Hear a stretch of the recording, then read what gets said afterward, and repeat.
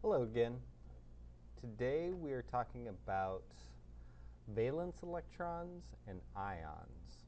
So we're building upon our knowledge of atoms and the structure of atoms. We're getting a little bit more detailed. So first off, talk about valence electrons. Now we've mentioned that electrons can be found in orbitals, and the orbitals are actually kind of unusual shapes, but a lot of times for convenience we just put them as these circles around the nucleus. Even though they don't look like actual circles around a nucleus, they have different shapes to them. In this case, though, it's just easier to see what some of these things are. A valence electron is an electron or group of electrons that's in this outermost orbital. So it's in that outer shell or last orbital.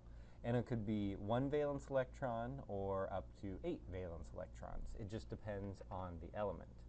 If we look at this chart here of the periodic table, we see that all of the elements that are on the far left over here, these all have one valence electron. And then as you move over, each column or group has an extra valence electron. So the next column has 2, 3, 4, 5. So like this group, all of those have 5 valence electrons, or electrons in the outer orbital. And then the last group here has 8.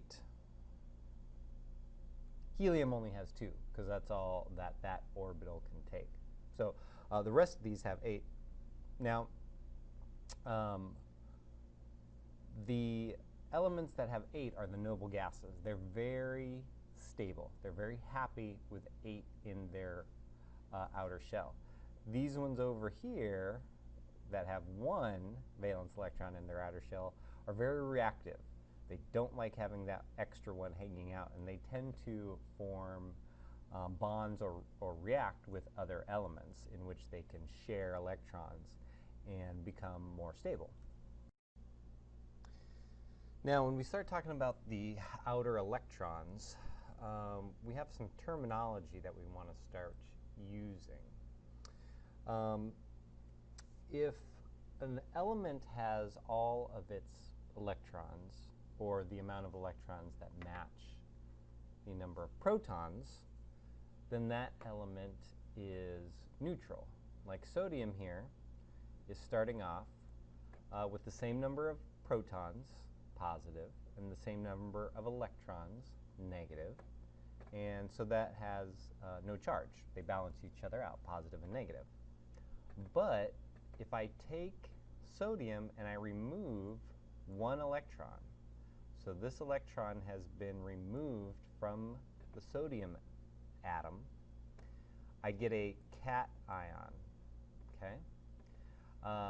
Cations, or really generic term that we're looking for, is an ion.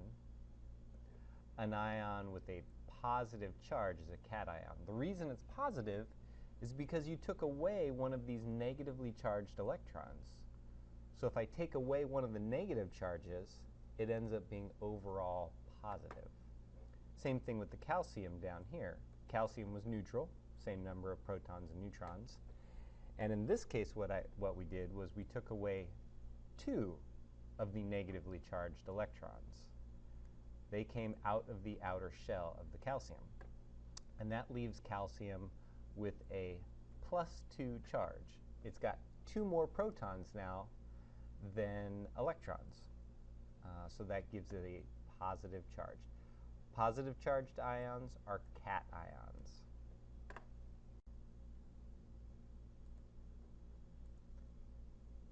Cations, positively charged. Okay, so we talked about a cation being positively charged. Now we have an anion. So this is the opposite. Instead of losing an electron, what we're going to do is we're going to add an electron. So here's this electron out here. We're going to add that electron into the element that we're talking about. And what we get in this case, since we're adding negatively charged electrons, we're going to get an overall negative charge. And it might be a -1, or it might be a -2 if we add 2 negatively charged electrons, or even -3 if we add 3 negatively charged electrons. It's just the addition or subtraction of electrons. All right, we'll talk some more about what kind of bonding that makes in another segment. Thank you very much.